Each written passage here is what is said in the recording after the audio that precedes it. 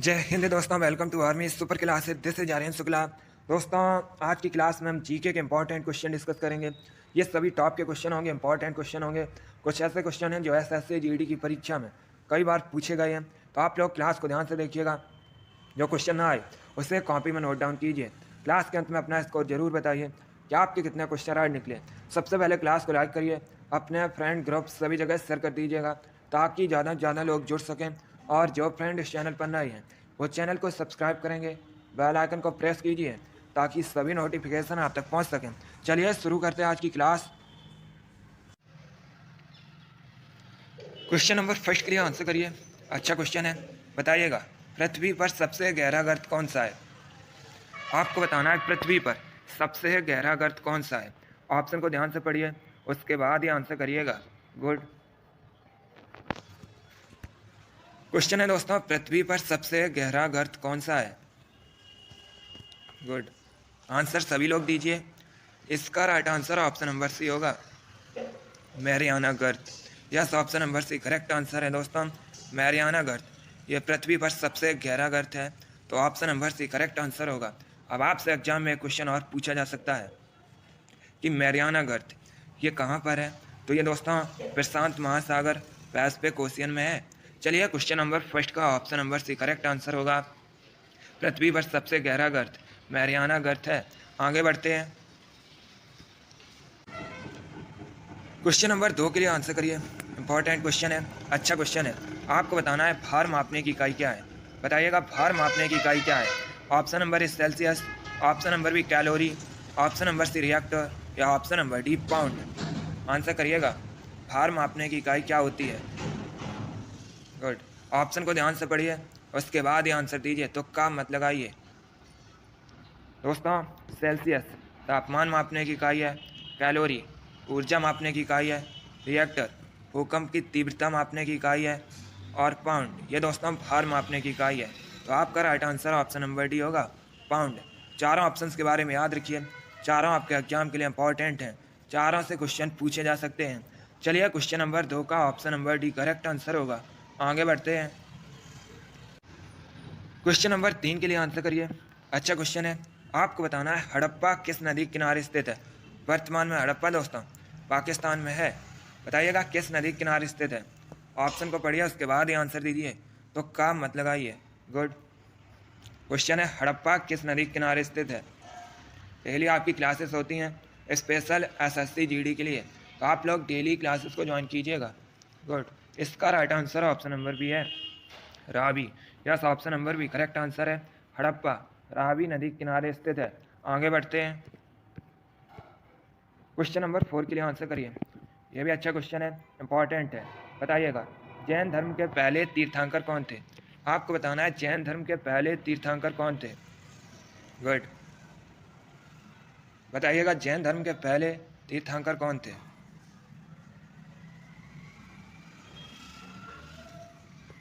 Good, इसका right answer option number C होगा, Rishabhdev. Yes, option number C correct answer है दोस्तों।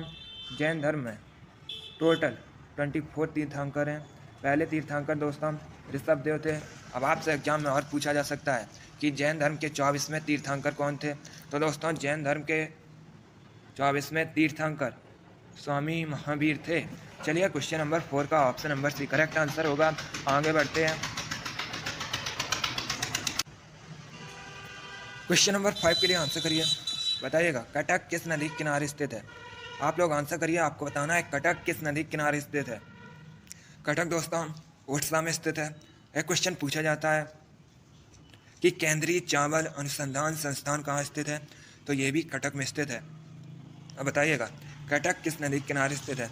ए तुंगभद्रा, बी गोदावरी, सी कृष्णा या डी महानदी। गुड, इसका right answer option number D होगा, Mahanadi. Yes, option number D correct answer है दोस्तों, कटक महानदी किनारे स्थित है। आगे बढ़ते हैं,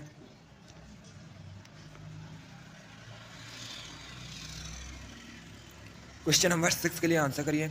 बताइएगा त्रिपिटक किसका धार्मिक ग्रंथ है।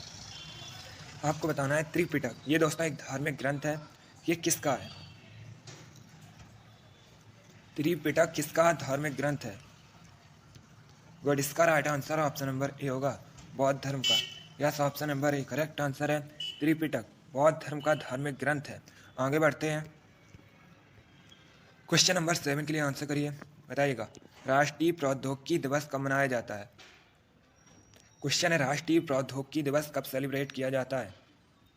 गुड, जिसने अभी क्लास को लाइक नहीं किया एक बार लाइक करिए, अपने फ्रेंड ग्रुप सभी जगह शेयर कर दीजिएगा ताकि ज़्यादा से ज़्यादा लोग जुड़ सकें। और जो फ्रेंड इस चैनल पर नए हैं वो चैनल को सब्सक्राइब करेंगे, बेल आइकन को प्रेस कीजिए ताकि सभी नोटिफिकेशन आप तक पहुंच सके। अभी आंसर करिए क्वेश्चन नंबर 7 के लिए। क्वेश्चन है दोस्तों, राष्ट्रीय प्रौद्योगिकी दिवस कब सेलिब्रेट किया जाता है, मनाया जाता है। गुड, इसका right answer option number C होगा, 11 मई को। Yes, option number C correct answer है दोस्तों। प्रतिवर्ष 11 मई को भारत में राष्ट्रीय प्रौद्योगिकी दिवस मनाया जाता है, इसलिए option number C correct answer होगा। आगे बढ़ते हैं,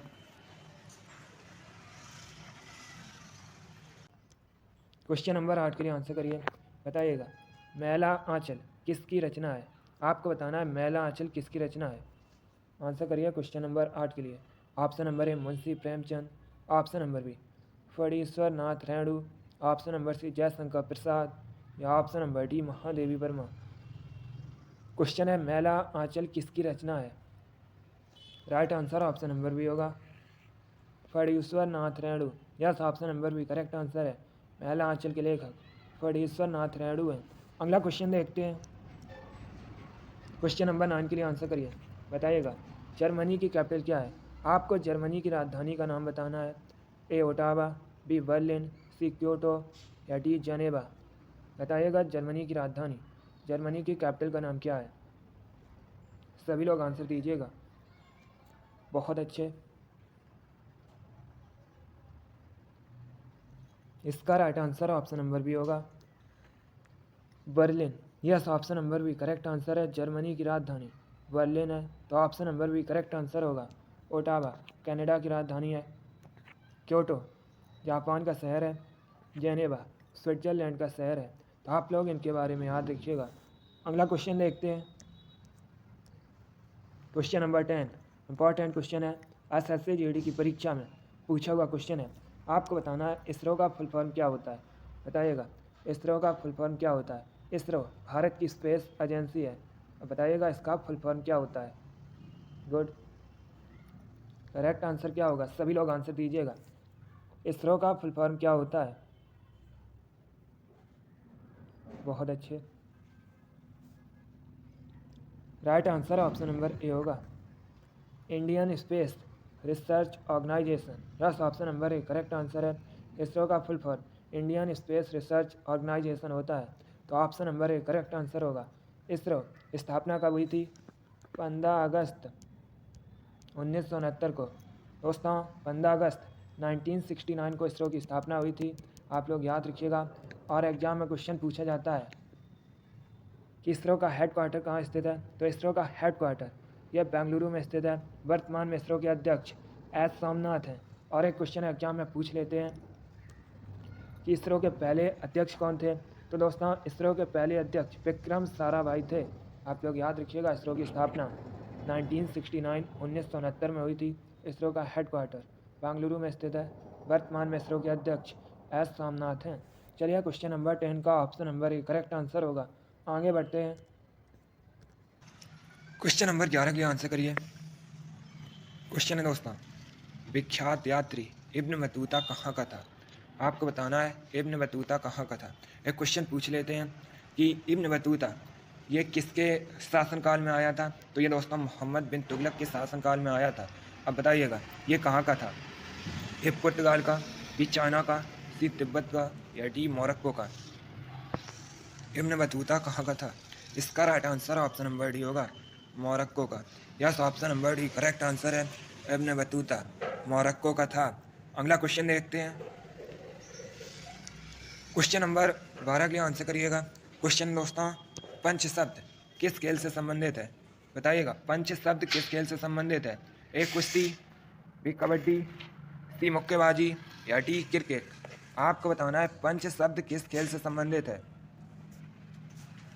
गुड, इसका right answer option number C होगा, मुक्केबाजी बॉक्सिंग से। Yes, option number C correct answer होगा। पंच शब्द मुक्केबाजी बॉक्सिंग से संबंधित है। आगे बढ़ते हैं। क्वेश्चन नंबर 13 के लिए आंसर करिए। क्वेश्चन है, पुर्तगाली संस्कृति के अवशेष भारत में कहाँ पाए जाते हैं? बताइएगा, पुर्तगाली संस्कृति के अवशेष भारत में कहाँ पाए जाते हैं? गुड। इसका right answer option number A होगा, गोवा में। Yes, option number A correct answer है दोस्तों। अभी भी पुर्तगाली संस्कृति के अवशेष भारत में गोवा में पाए जाते हैं, तो आपका right answer option number A होगा। गोवा क्षेत्रफल की दृष्टि से भारत का सबसे छोटा राज्य है। गोवा की राजधानी पणजी है और पणजी दोस्तों मांडवी नदी के किनारे बसा है। गोवा में 2 जिले हैं। आगे बढ़ते हैं। क्वेश्चन नंबर 14 के लिए आंसर करिए। क्वेश्चन है, स्वतंत्रता के बाद रियासतों का भारत में एकीकरण किसने किया था? बताइएगा, स्वतंत्रता के बाद रियासतों का भारत में एकीकरण किसने किया था? ए जवाहरलाल नेहरू ने, बी अबुल कलाम आज़ाद ने, सी महात्मा गांधी ने, या डी सरदार वल्लभ भाई पटेल ने? क्वेश्चन है दोस्तों, स्वतंत्रता के बाद रियासतों का भारत में एकीकरण किसने किया था? बहुत अच्छे। इसका right answer option number D होगा, सरदार वल्लभ भाई पटेल ने। Yes, option number D correct answer है दोस्तों। स्वतंत्रता के बाद भारत में जो रियासतों का एकीकरण है, ये सरदार वल्लभ भाई पटेल ने किया था, तो आपका right answer option number D होगा। जर्मनी का एकीकरण दोस्तों बिस्मार्क ने किया था, और भारत में जो रियासतों का एकीकरण है स्वतंत्रता के बाद, ये सरदार वल्लभ भाई पटेल ने किया था। एक क्वेश्चन और एग्जाम में पूछ लेते हैं कि भारत का बिस्मार्क किसे कहा जाता है, तो भारत का बिस्मार्क सरदार वल्लभ भाई पटेल को कहा जाता है। आगे बढ़ते हैं। क्वेश्चन नंबर 15 के लिए आंसर करिए। क्वेश्चन है, ए.बी. डिविलियर्स ये किस खेल से संबंधित है? बताइएगा, ए.बी. डिविलियर्स किस खेल से संबंधित हैं? ए बैडमिंटन से, बी टेनिस से, सी हॉकी से, या डी क्रिकेट से? सभी आंसर करिएगा। बताइएगा, ए.बी. डिविलियर्स किस खेल से संबंधित हैं? बहुत अच्छे।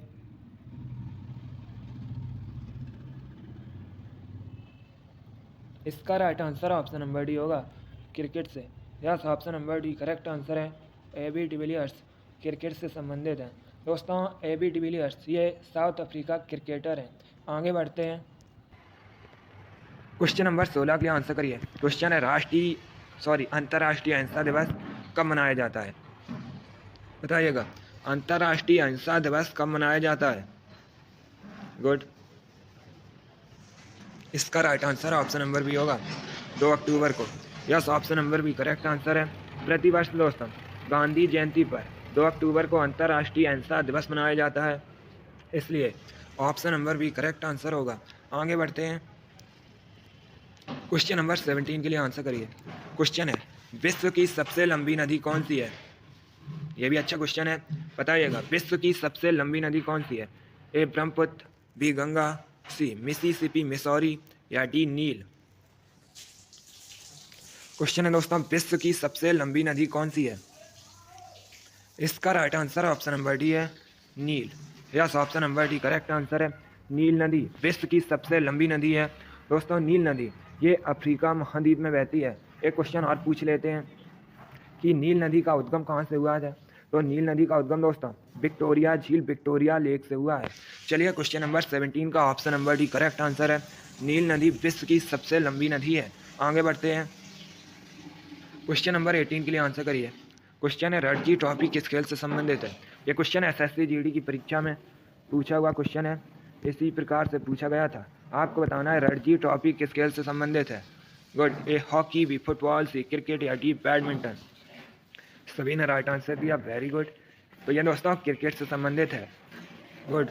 आगे बढ़ते हैं। क्वेश्चन नंबर 19 के लिए आंसर करिए। क्वेश्चन है, एकमात्र धातु जो द्रव अवस्था में पाई जाती है, बताइएगा कौन सी है? एकमात्र धातु कौन सी है जो द्रव अवस्था में पाई जाती है? ए पारा, बी सोना, सी चांदी, या डी एल्यूमिनियम? Very good. इसका right answer option number A होगा, पारा। Yes, option number A correct answer है दोस्तों, पारा एकमात्र धातु है जो द्रव अवस्था में पाई जाती है, इसलिए option number A correct answer होगा। आगे बढ़ते हैं। क्वेश्चन नंबर 20 के लिए आंसर करिए। क्वेश्चन है दोस्तों, क्यूप्राइट किसका अयस्क है? बताइएगा, क्यूप्राइट किसका अयस्क है? ए आयरन का, बी कॉपर का, सी एल्यूमिनियम का, या डी गोल्ड का। बहुत अच्छे।